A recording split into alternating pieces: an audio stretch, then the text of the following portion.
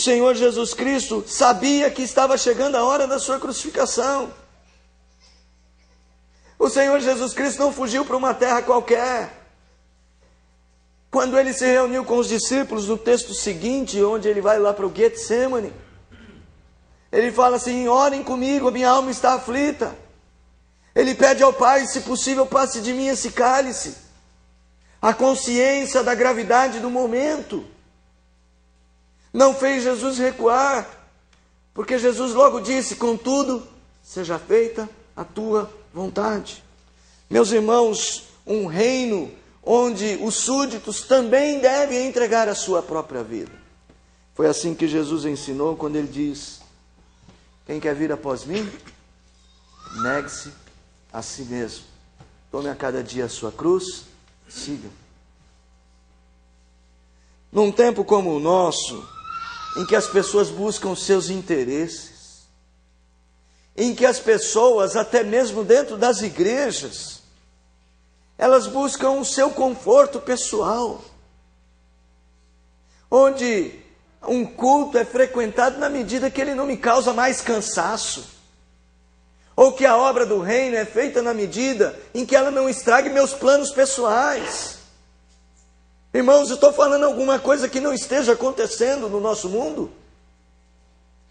Esse não é o reino de Jesus, porque o reino de Jesus é de renúncia, é de entrega. Se queremos viver neste reino e queremos aprender à sombra da cruz, nós temos que aprender uma vida de entrega. O apóstolo Paulo disse o seguinte: não sou mais eu quem vive, mas Cristo vive em mim. Ele mesmo vai dizer: ninguém vive para si mesmo. Se vivemos, para o Senhor vivemos. Meus irmãos, nós precisamos muito. A igreja do século 21, ela precisa muito repensar os valores do reino. As pessoas às vezes vivem para a autopromoção, vivem para tornar o seu próprio nome célebre. Está aí as redes sociais. Irmãos, tem hora que eu tenho muito medo do Facebook, porque às vezes a gente quer, e sem querer talvez, e muitas vezes inconscientemente querendo, nós fazemos muita propaganda de nós mesmos, de quem somos, do que fazemos, de como somos inteligentes e capazes. Esse tipo de vida concentrada na autopromoção torna os crentes incapazes de oferecer a sua vida pelo outro. O evangelho que Jesus deixou, o reino que ele estabeleceu, é o reino de entrega. É o reino em que nós pagamos o preço pelo outro. É um reino onde o nosso rei deu a vida por nós. Nós podemos ler as histórias dos reis, ou os filmes, e são muito valorizados aqueles reis que vão à frente da cavalaria, já viram? Ele geralmente tem uma armadura mais bonita que a dos outros, um escudo mais bonito que o dos outros, e a espada mais poderosa que a dos outros, e ele vai à frente. Mas quando o perigo chega, tem alguém que diz assim: proteja o rei. Mas sabe Jesus? Jesus disse assim que se o reino dele fosse deste mundo, seus súditos fariam isso: protejam o rei. Mas os súditos não protegeram o rei. Nós vamos ver a história logo aqui à frente. Um dos seus, Judas, aí mesmo nesse capítulo, no verso de número 49, diz assim: salve mestre, e o beijou. Jesus, porém, lhe disse: amigo, para que vieste? O outro texto diz: é com um beijo que tu entregas o filho do homem, que tu traz o filho do, que traís o filho do homem. E que dizer dos demais? Onde estavam? Meus irmãos, O amor de Cristo nos constrange. Esse constrangimento deveria nos levar à entrega. Há um preço a ser pago. Negar-se a si mesmo é o preço. Não existe um cristianismo autêntico sem o negar-se a si mesmo, sem a entrega voluntária, sem a entrega sacrificial. Há crentes querendo a vida cristã assim light. Vou na igreja, ouço uma boa mensagem, uma boa música. Os bancos são confortáveis. Quando está muito quente, liga o ar-condicionado. Quando está muito frio, não liga, por favor, mas alguém faz algo por nós. Nos sentimos em uma situação cômoda. Há sempre um crente que quer ter uma vida cristã light, não quer pagar o preço. Isso não é viver à sombra da cruz. Isso não é aprender com o sacramento. O sacramento fala de entrega. Eu tenho que dizer coisas um pouco duras sobre o sacramento hoje. E eu não posso negar de dizê-las, irmãos. E a primeira coisa dura que eu quero dizer a você é que se você não está disposto a participar desse reino numa vida de entrega, você não é digno desse sacramento. Se você estende a mão para o sacramento, mas a sua disposição é viver para si mesmo, esse sacramento não combina com você. Porque você não combina com este reino. Pense bem sobre isto. Porque há muita gente que não quer pagar o preço, mas é tempo. E haverá um tempo, logo perto da volta de Jesus, em que pagaremos o preço, mesmo que não queiramos. Foi assim que Jesus se expressou acerca de Pedro, quando eras jovem. Andavas por onde querias, tu te cingias a ti mesmo, mas quando fores velho, alguém vai te tomar pela mão, e você vai pelo caminho que eu quero, Pedro. Esse é o sacramento da entrega. Segunda lição, esse é o sacramento da comunhão. O próprio texto diz assim: comei dele todos, bebei dele todos. Este é o sacramento em que ele dá a vida por muitos. Os versos 25, 26 a 28, ele trabalha com a ideia de unidade. O Senhor Jesus Cristo, quando instituiu esta ceia, estava dizendo: isto é o meu corpo, e agora vocês comem o meu corpo, vocês partilham do meu sangue. Meus irmãos, este é um sacramento que tem que nos dispor à comunhão. Participar deste sacramento é participar voluntariamente de um corpo. É ser chamado para uma unidade. Eu não sei se eu posso definir desta forma, mas vamos pensar sobre o batismo e sobre a ceia. O batismo parece ser um sacramento muito ligado à pessoa. Um sacramento onde a pessoa, ela se vê inserida no reino, inserida no corpo de Cristo. E a ceia é um sacramento da coletividade, que celebra a nossa unidade, que celebra a nossa comunhão com Cristo e um com o outro. Cristo morre na cruz em favor de muitos. O apóstolo Paulo, se você puder abrir lá em 1 Coríntios, capítulo 10.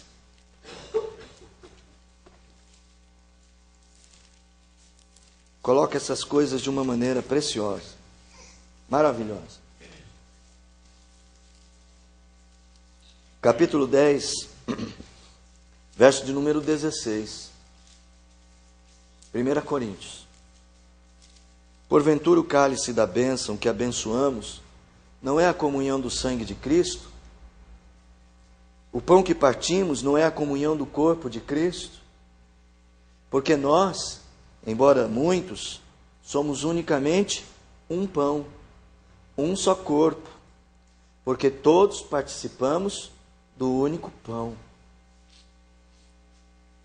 Meus amados irmãos, o sacramento da ceia é uma celebração da nossa família, da nossa fé comum. É um ensino que o Senhor deixa. Não existe reinos individuais de Cristo. existe o grande reino de Cristo, que somos todos nós. Sabe qual é o maior legado do reino de Cristo para a minha vida? São meus irmãos. Sabe qual é o maior presente, a maior dádiva do reino de Cristo para a sua vida? Não é o céu, são seus irmãos. Porque é através da ministração dos seus irmãos, dos dons deles e do trabalho que você faz para eles, que você cresce, que você é sustentado e principalmente que você imita o amor de Deus. Ninguém pode amar a Deus, a quem não vê, se não ama seu irmão, a quem vê. Mas infelizmente, o individualismo de nossos tempos, essa maneira diferente de lidarmos com o social, tem nos fechado. Tem feito com que a gente não compartilhe vida com o outro. Jesus Cristo compartilhou a sua vida. Toma, come o pão, é meu corpo. Toma o vinho, é meu sangue. Nós não compartilhamos vida. Há pessoas, irmãos, na igreja que não têm amigos. Sempre ouço as pessoas dizendo, mas as pessoas não querem ser meus amigos.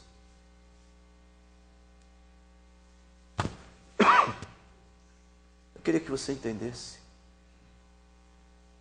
que você deve não só ter amigos, você deve ter na igreja de Cristo irmãos.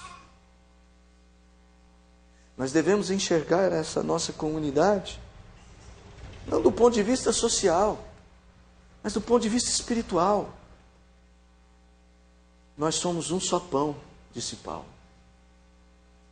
Quando nós comemos do pão da vida, nós nos tornamos um só pão. Tá certo, alguns pão de forma, outros pão salgado. Não vou usar esses exemplos. Um só pão. Irmãos, nós temos que ter um compromisso com a comunhão. Eu tenho que dizer aqui a segunda coisa muito dura sobre o sacramento. Que se você tomar o sacramento, mas o seu coração não está aberto à comunhão, você não faz jus ao sacramento. Você entende a seriedade disso? Eu digo isso com pesar no meu coração. Eu sei da dureza dessas palavras. Mas eu não seria verdadeiro com Deus e com vocês se não lhes chamasse a atenção, porque há muitos que não estão discernindo o corpo, como disse Paulo. E porque não discernem o corpo, são réus do corpo. Leia 1 Coríntios 11, você verá. Quando Jesus Cristo instituiu a ceia para os seus discípulos, Ele estava unindo aqueles homens tão diferentes. É por isso que a Santa Ceia foi objeto do trabalho de Paulo, quando ele escreve para a igreja de Corinto, que era uma igreja que estava dividida. E ele fala, vocês estão se reunindo para maldição.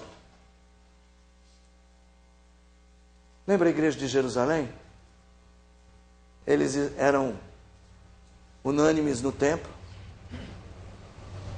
no partir do pão, nas orações, e estavam de casa em casa. Quando nós tomamos a ceia, nós renovamos nosso voto de comunhão. Por isso, sempre um bom conselho: não tome a ceia só por tomar. Tome-a e se disponha a agir. A comunhão é um princípio básico do reino. Eu quero tirar mais uma lição desse texto. Agora já no verso de número 29.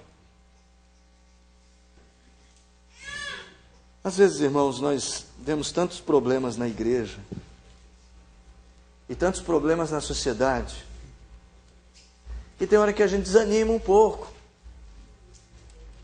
A gente fala, puxa, tudo bem, é o sacramento da entrega, o sacramento da comunhão, Mas às vezes, pastor, eu não vejo isso. Irmãos, nós temos que lembrar o que Jesus fez aqui. Quando Jesus Cristo partiu o pão e partiu o cálice e disse: isto é o meu corpo que será entregue, um clima de tristeza certamente deve ter pairado. Os discípulos já estavam a esta altura talvez acostumados a ouvir Jesus dizendo: eu serei entregue, eu serei morto pelas autoridades. Uma vez até Pedro disse: não, Senhor, mas Jesus corrigiu, falou: vou sim, Pedro, arreda de mim, Satanás. Mais uma vez Jesus diz isso, e de uma maneira bastante dramática, um simbolismo deste drama da salvação. Talvez a gente então perca a esperança, como eles perdiam a esperança, porque a cruz, no primeiro momento, foi desesperança. Quando eles falaram: agora acabou, Jesus foi crucificado. Mas logo em seguida as palavras da ceia, da morte, do pão e do cálice, ele diz assim: mas tem uma coisa que eu quero dizer. Um dia nós comeremos ele novo no reino de meu Pai.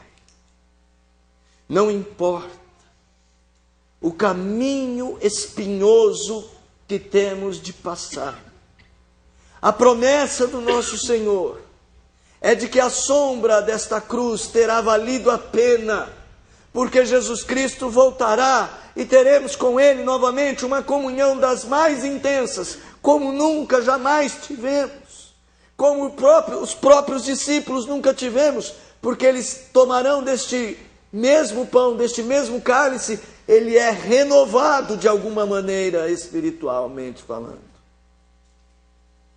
Oh, meus irmãos, não percam a esperança. Olhem para o alto. O crente tem de ter a eternidade como uma meta diária. É a proposta de Jesus Cristo, é a sua volta. Os discípulos deveriam sair mundo afora pregando o Evangelho. Não o Evangelho do Cristo morto e crucificado somente, mas o Evangelho do Cristo morto, ressurreto, que subiu aos céus, desceu à destra, sentou à destra de Deus, e enviou para a igreja o poder do Espírito Santo. Meus irmãos, este é o reino do qual nós participamos, que ainda que pareça muitas vezes não ser tão semelhante ao verdadeiro reino de Cristo, é o reino de Cristo. O sacramento é mensagem de esperança. O sacramento é mensagem de reconciliação. O sacramento é mensagem de transformação. O sacramento, você pode se aproximar dele e crer que você também pode mudar. Talvez você ainda não tenha pensado sobre isso seriamente. Talvez você ainda não tenha pensado em quanto você deve mudar. E agora que talvez você esteja pensando seriamente sobre as mudanças que têm que ocorrer na sua vida, talvez você fique preocupado de não conseguir alcançá-las. Este sacramento, ele é um alívio para você. Porque toda a mudança ocorrerá certamente, porque o sangue que foi derramado nos liberta de todo o pecado. O Senhor nos remiu de todo o pecado. Não há por que temer. Não há por que perder a esperança. Não há por que viver para dentro de si mesmo, fechado num clima de autoflagelação. Ao contrário, para o Pedro que havia negado 3 vezes, para o Tomé que havia duvidado, para todos aqueles que haviam se afastado, mas que creram no Senhor verdadeiramente, o Senhor Jesus Cristo voltou para lhes trazer esperança. Eu acredito que eles não entenderam a mensagem desses versos logo de início. Acho que logo que Jesus Cristo foi preso e eles ficaram trancafiados naquele lugar, protegido, com medo dos judeus, eu acho que eles não haviam entendido tudo sobre essa esperança. Mas quando Jesus Cristo apareceu no terceiro dia, quando Jesus Cristo, depois de aparecer para as mulheres, também apareceu para os discípulos, e ainda uma semana depois apareceu para os discípulos também para Tomé. E quando naqueles 40 dias que vieram logo depois da sua crucificação, ele continuou aparecendo, comendo e bebendo com eles. E diz a palavra que ele apareceu até para 500 pessoas de uma só vez. Todas estas coisas renovam a esperança do nosso Cristo que está vivo, do nosso Cristo que está aqui hoje, presente simbolicamente, mas misticamente presente conosco, que o escritor aos Hebreus, na sua fé inabalável, fé que aliás é tema de sua carta, ele diz: canta louvores no meio da congregação. Quer dizer que quando eu louvo ao Senhor com os meus hinos, o Senhor canta comigo. Louvado seja o Senhor. É esperança, irmãos, o que nós temos para pregar. É esperança de que esta igreja será uma igreja de crentes que entregam a sua vida pelo Evangelho. Aconteça o que acontecer, venha o que vier. Como diz o hino, o cântico, a que preço for, você dará a sua vida, eu tenho certeza, irmão. Ah, mas você precisa de compromisso. Eu tenho certeza que você se voltará para a comunhão mais intensamente. Mas você tem que pagar o preço por isso. Eu tenho esperança, porque Cristo está aqui. Eu tenho esperança que ao tomar esses elementos, mais uma vez, lembrando aquele dia em que o Senhor prometeu que um reino virá, onde nós lá celebraremos a ceia também. Eu tenho esperança que ao tomar do pão e do cálice, quando você orar, eu tenho esperança que coisas vão mudar.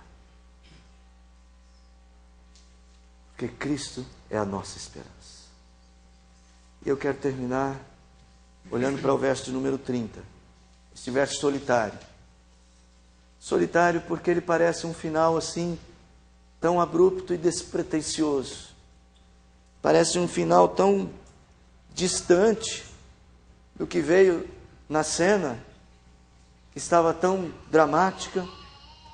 O texto diz que, tendo cantado um hino, saíram para o Monte das Oliveiras.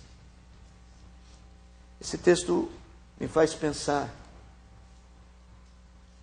que Jesus Cristo,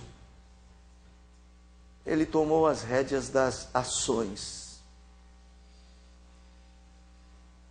Jesus Cristo sabia que os guardas chegariam. E sabiam que Judas iria procurar, sabia que Judas iria procurá-lo no jardim, lá no Monte das Oliveiras, onde há um jardim, o Getsemane. Jesus sabia que era necessário se cumprir.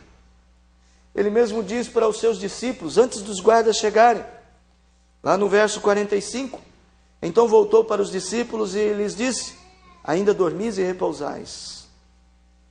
Ele disse isso com exclamação, né? Ainda dormis e repousais. Eu não sei como é que eu vou dizer isso aqui para vocês. Não é pergunta, ainda dormis e repousais? Não, é uma exclamação. Para mim, Jesus está dizendo assim: como é que vocês conseguem dormir numa hora tão difícil?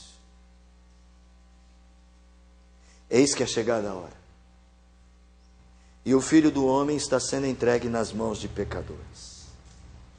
Levantai-vos, vamos, eis que o traidor se aproxima. Com louvor, com um hino, Jesus levanta para a ação. Nosso reino é um reino de ações. Você deve parar de viver na teoria da fé. teoricamente você deveria estar em tal lugar. Nós somos luz para este mundo. Se não vivemos a fé que aprendemos neste sacramento de entrega, de comunhão e de esperança, não iluminaremos nada.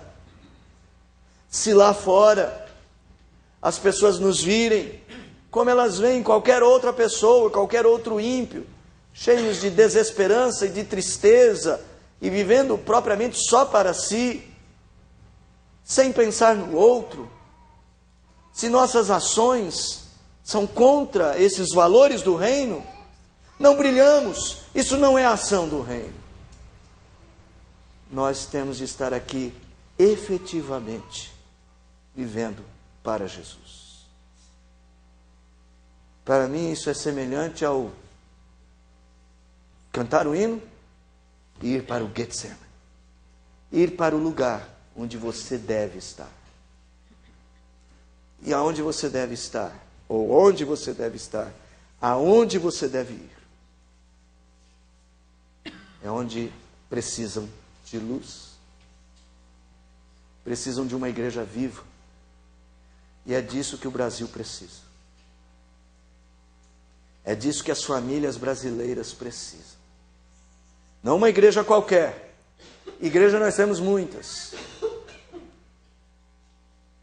É preciso de crentes que vivam sob a sombra da cruz, dos ensinos que aprendem debaixo da cruz, comprometidos com o reino. E eu quero encerrar, meus irmãos, eu quero encerrar falando aqui para a nossa igreja. Esse tipo de fé precisa ser visto aqui. Eu tenho esperança que Deus levantará homens e mulheres com o calibre certo para terem a cruz como a sua bandeira e receberem o legado da cruz. Pensem sobre suas vidas, irmãos, sobre este sacramento que estamos para tomar dele. Olhem e vejam a cruz e os seus compromissos com o reino.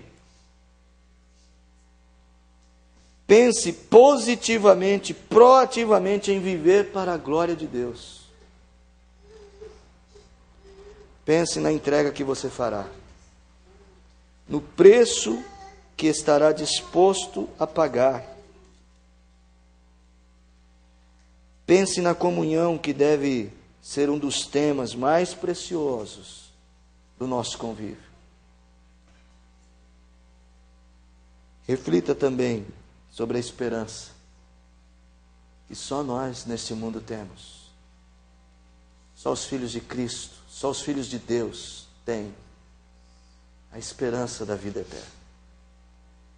Pense em compartilhá-la. Pense em anunciá-la. As pessoas estão passando por nós e precisam de nós. Fale de Cristo. Tenha compromisso com a cruz. Eu quero convidá-los a tomar a ceia agora. Vamos cantar o hino de número 341, Vera Páscoa. Enquanto cantamos, quero convidar os presbíteros a tomarem assento conosco à mesa. Meus irmãos, tem algumas coisas duras para dizer. Já falei duas delas. E quero encerrar dizendo mais duas. Eu disse que se você não estiver desejoso de entregar-se, você não é compatível com este sacramento. Ore e peça mudanças. Aí você toma o pão e toma o vinho. Se você não está disposto à comunhão, você não é compatível com esse sacramento. Ore, peça a Deus mudança. Ore aí, então tome o pão e tome o vinho. Se você não tem tido esperança e não tem anunciado esperança, quando você tomar o pão hoje, lembre-se que você está assumindo um compromisso. O de anunciar a sua morte, até que Ele volte. Isto é esperança, isto é compromisso missionário. Mas se você não está disposto, mais uma vez tenho que dizer, isso não é compatível com a ceia. Vocês perceberam que se não estamos dispostos a agir, este sacramento, ele não tem efeito para nós? Neste sentido mais claro? Mas hoje, eu quero convidá-lo a efetivamente participar. E a efetivamente dispor-se a mudanças. Nós nunca dizemos para os crentes, se você está em pecado, não coma, não beba. Nós sempre dizemos, confesse o seu pecado, coma o pão e beba o cálice.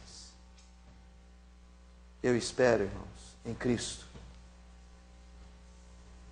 que mais e mais irmãos assim, dispostos, estejam determinados a servir a Cristo. Vamos cantar e vamos nos aproximar da ceia. A palavra e a cruz do Senhor, ela nos dá uma razão nova para viver. Pense nisso. Vamos cantar. Em pé.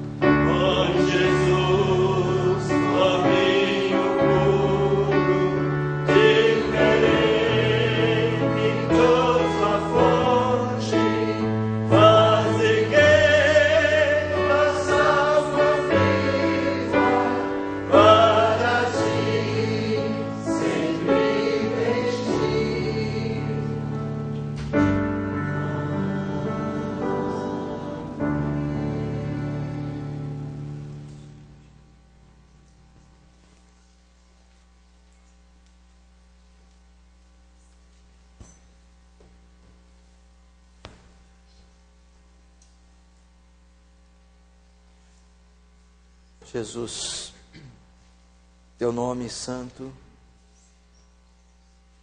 é precioso para nós. Pai, teu amor insondável é o motivo de nossa gratidão. Espírito de Deus, na tua direção nós temos forças. Ó Trindade Altíssima e Santíssima, abençoe estes elementos para que sirvam ao sustento de nossa fé, para que nos levem ao compromisso com teu reino, para que ao tomar os elementos sejamos todos revestidos de graça e cresçamos por estes meios. Nós assim pedimos no nome do Pai, do Filho e do Espírito Santo. Amém. Amém. Podem assentar-se. Na noite em que o Senhor Jesus Cristo foi traído, Ele tomou o pão e, tendo dado graças, disse: isto é o meu corpo, que é dado por amor de vós. Meus irmãos, há um compromisso eterno diante de nós, de entrega, de comunhão, de esperança e de trabalho. Aqueles que são membros da igreja, ou membros de outras igrejas evangélicas, estão em plena comunhão com Deus, sua igreja, nós convidamos você a participar conosco. A mesa não é da Igreja Presbiteriana do Brasil. O sacramento não pertence a uma igreja. É do povo, é do reino. Então nós convidamos todos os nossos irmãos de outras denominações a também participarem conosco. Convido o presbítero Hinaldo Paulino Vilela, presbítero Cláudio Edson Teixeira de Moraes, presbítero Valmir Gonçalves, presbítero Eldo Navarro Machado a servirem o povo do Senhor.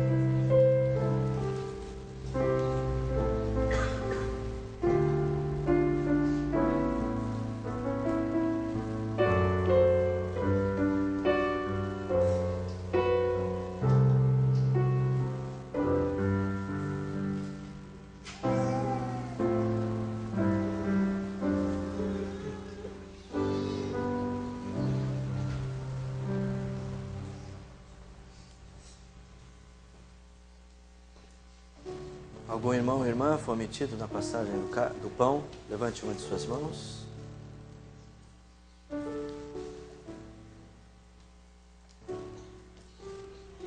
É um precioso dia. Aquele dia em que Jesus chamou seus discípulos para este momento. Aproximava-se a cruz e a sua sombra terrível, mas o Senhor não nos deixou de amar.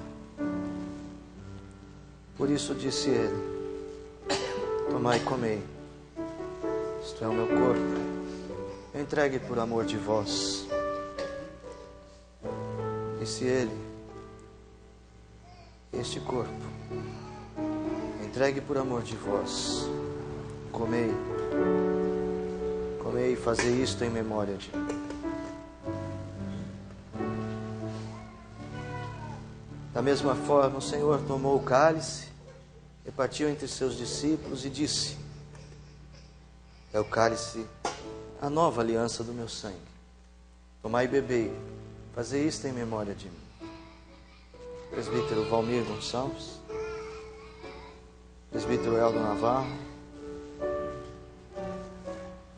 presbítero Cláudio Edson e presbítero Hinaldo. Sirva ao povo.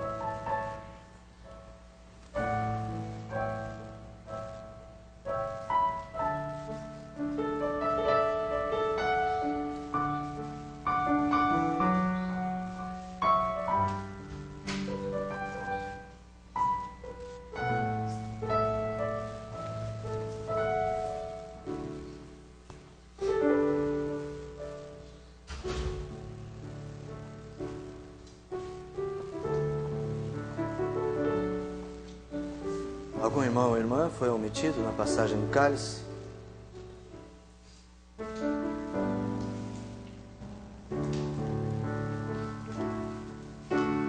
O sangue precioso foi derramado. Aquele que não conheceu o pecado, Deus o fez pecado por nós. Bendito seja, porque sem derramamento de sangue não há remissão de pecados. Podem sentar. Isto é o meu sangue, disse o Senhor. Tomai e bebei, fazei isto em memória de mim.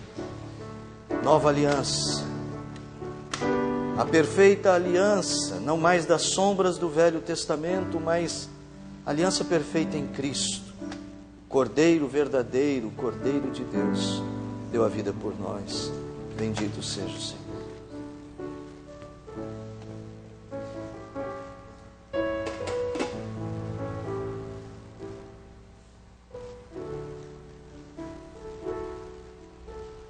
Vamos ficar em pé.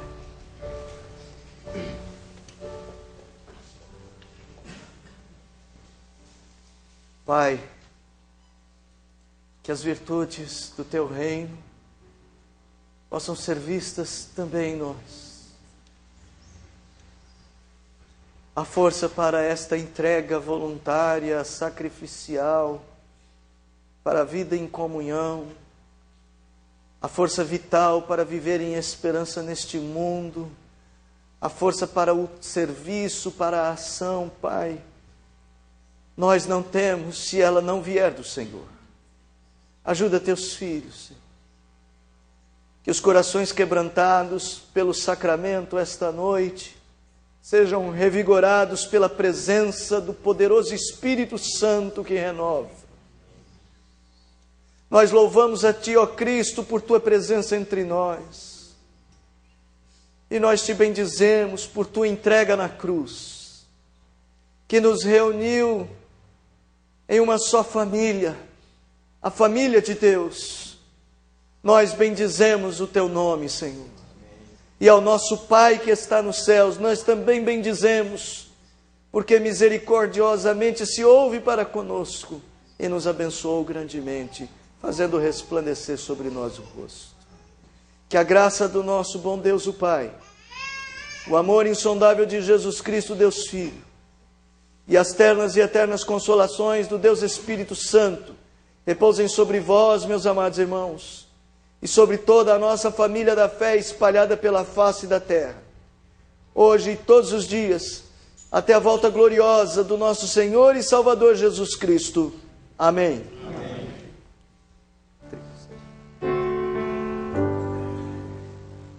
Glória seja ao Pai, ao Filho e ao Santo Espírito, como era no princípio, é hoje e para sempre, eternamente. Amém. Amém. Maranata.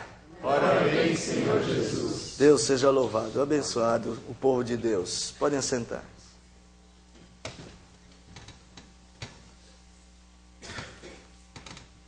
Meus irmãos, é um privilégio tê-los aqui, recebê-los para este momento. É a primeira vez que fizemos isto depois da reforma. Tentamos aproximar os bancos aí. A gente vai evitar ao máximo mexer com esses bancos, eles vão ficar mais no lugar, mas hoje nós queremos esta aproximação. Se fosse possível pôr todos os bancos aqui em cima, ainda era melhor, mas não dá. É a semana da Páscoa. Não é uma semana qualquer para o cristão. Você tem jejuado, tem orado esses dias? Tem tido tempo com Deus? Hoje você tomou o sacramento. Hoje você foi exortado muito severamente pelo Senhor antes de tomar. Aproveite esses dias. Aproveite esses dias para buscar a Deus. Eu quero orientá-los. Por exemplo, aproveite a cantata de sexta-feira. Uma data tão importante. Se você não puder ir na Igreja da Penha para acompanhar a nossa igreja, vá a um culto. Eu mesmo estarei na Igreja Presbiteriana Independente do Carrão, na parte da manhã, num culto do presbitério da Igreja Independente. Terei o privilégio de pregar lá, a ouvir a voz do Senhor.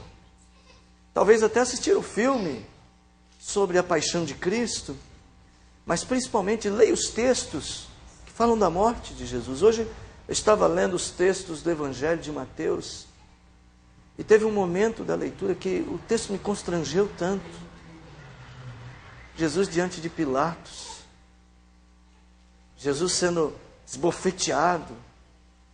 Então vamos nos aproximar mais do nosso Cristo, da cruz nesses dias. Não que não tenha que ser nos outros dias, mas esses são dias especiais. Eu convido você a fazer isso.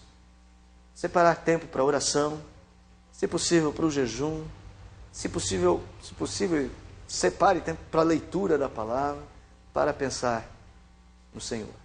E no próximo fim de semana aqui na igreja, nós vamos ter 2 eventos relacionados a isso. Primeiro, logo de manhã, às 6 horas, um encontro. Não sei como é que vai ser esse encontro, eu e mais quantos estaremos aqui. Os heróis da resistência aqui, né? 6 horas da manhã. Para a gente ter aqui um período para orar, agradecer a Deus e cantar alguns louvores, não com som alto para não acordar os vizinhos, mas aqui num violãozinho, tocado male-male, mais para a glória do Senhor. Para a gente lembrar que naquela manhã, ou na manhã de domingo lá na Palestina, a porta do túmulo estava aberta, mas o túmulo estava vazio. E no domingo à noite o culto da ressurreição, onde vamos glorificar o nosso Deus pelo nosso Cristo vivo, que é a hora que esta cruz muda ali, o pano muda de cor. A ideia de colocar ali a visão da Páscoa, mas o ciclo do reino, né? O segundo ciclo da Páscoa. Deus abençoe muito. Eu queria cumprimentar esse senhor, eu não conheço o senhor ainda. Fala o seu nome para nós. Eduardo, seja bem-vindo, seu Eduardo. Já esteve 2 vezes aqui conosco. Mas de quarta-feira é a primeira. Oi? Eu moro aqui na rua Salvador do Vale. Ah, mora pertinho aqui na Salvador do Vale, a rua ali atrás, né? Onde era o hospício antigamente. O senhor sabia disso? Era um hospício ali antigamente? Sanatório. Ah, um sanatório? Não, era um hospício, não era? Onde hoje é os prédios ali? Vocês que moravam aqui, não era não, Eldo? Era, né? O Eldo mesmo passou por lá, pela porta, em frente, mas não viu o que estava escrito. A sua filha já veio aqui várias vezes. Mas se apresente para os demais, por favor. Andréia. Também mora lá na Salvador do Vale?